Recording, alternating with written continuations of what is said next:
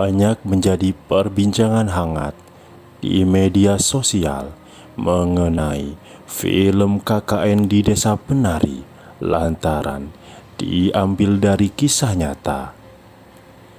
Dikisahkan oleh tweet Twitter Simple Man pada 2009, sebenarnya ada 14 personil dalam kelompok kuliah kerja nyata atau KKN yang dirinci menjadi 6 orang. Mereka sedang melaksanakan tugas KKN di sebuah desa terpencil di pelosok ujung paling timur Pulau Jawa. Mulai dari Widya, Nur, Bima, Ayu, Wahyu, dan Anton. Awalnya beberapa dari mereka sudah mengalami suatu keanehan dan kejadian mistis ketika di desa tersebut. Bahkan Kepala Desa Pak Prabu sempat melarang mereka untuk melaksanakan tugas KKN di sana. Namun pada akhirnya dia mengizinkan dengan mengingatkan peserta program kerja nyata itu untuk menaati aturan dan menjaga adab di desanya. Akan tetapi, jin penunggu yang disebut Badarawuhi melancarkan tipu muslihatnya terhadap Bima dan Ayu, hingga roh keduanya terjebak di alam gaib. Badarawuhi dalam kisah KKN di Desa Penari sebenarnya mengincar Widya untuk dijadikan dawuh atau penari yang bertugas menghibur makhluk gaib di hutan terlarang desa tersebut. Badarawuhi merupakan jin yang menjadi pengganggu dalam film KKN di Desa Penari. Ia merupakan wanita cantik jelmaan siluman ular yang pandai menari dengan mengenakan pakaian serba hijau. Badarawuhi merupakan penari yang kerap menghibur makhluk-makhluk astral di hutan atau alas terlarang tersebut. Konon di desa tersebut, masyarakat menumbalkan anak gadis untuk dipersembahkan menjadi dawuh bagi makhluk halus di hutan tersebut. Ketika para peserta KKN di Desa Penari tiba di sana, ternyata penduduknya hanyalah orang tua dan membuat kelompok KKN tersebut sedikit heran. Sejak awal, Badarawuhi ingin mengincar setiap anak-anak muda yang datang ke wilayah desa tersebut. Karena sekian lama tidak ada mangsa untuk mereka. Sebenarnya, Badarawuhi awalnya mengincar Widya karena menurut Mbah Buyut, sesepuh Desa Penari, dari gadis tersebut memiliki darah hangat yang disukai oleh para makhluk halus. Badarawuhi memanfaatkan Bima untuk melancarkan upayanya karena memang dia menyukai Widya.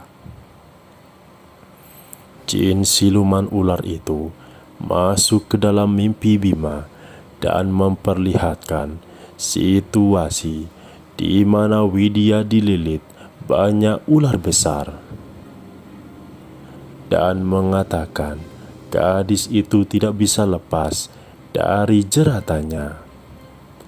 Bima merasa tak tega jika Widya pujaan hatinya menjadi tumbal di desa tersebut. Akhirnya, Badarawuhi menawarkan perjanjian pada Bima bahwa ia akan melepaskan gadis tersebut jika Bima menuruti semua perkataannya.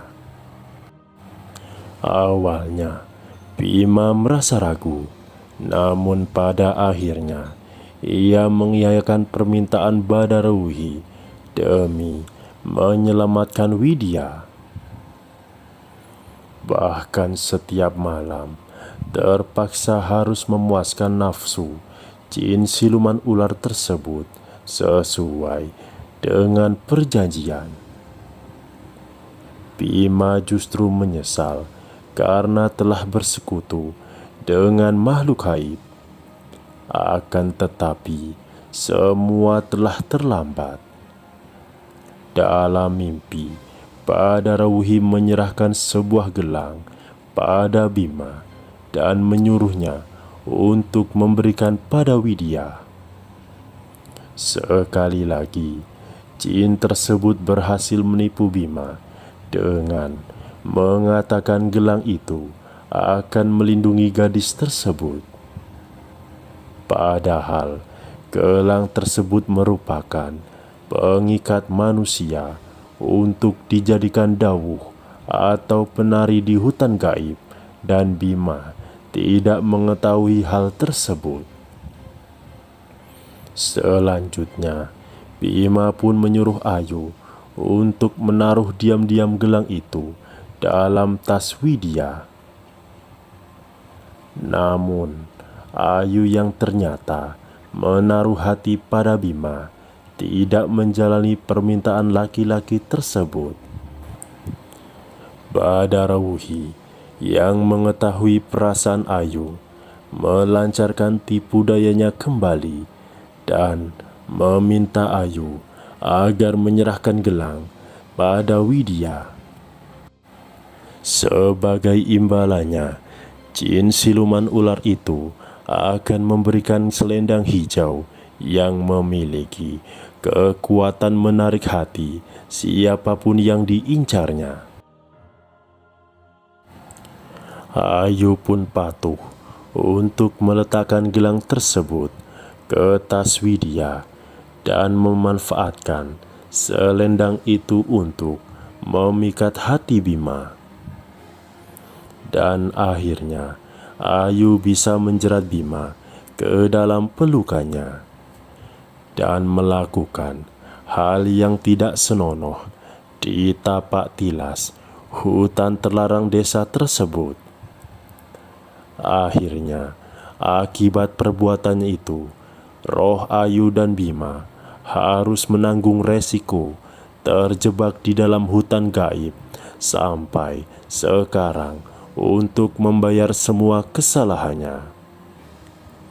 Begitulah tipu daya dan muslihat yang dilakukan Badarwuhi, sosok wanita jelmaan siluman ular yang berhasil menjerat Bima dan Ayu untuk mendapatkan dawuh selanjutnya.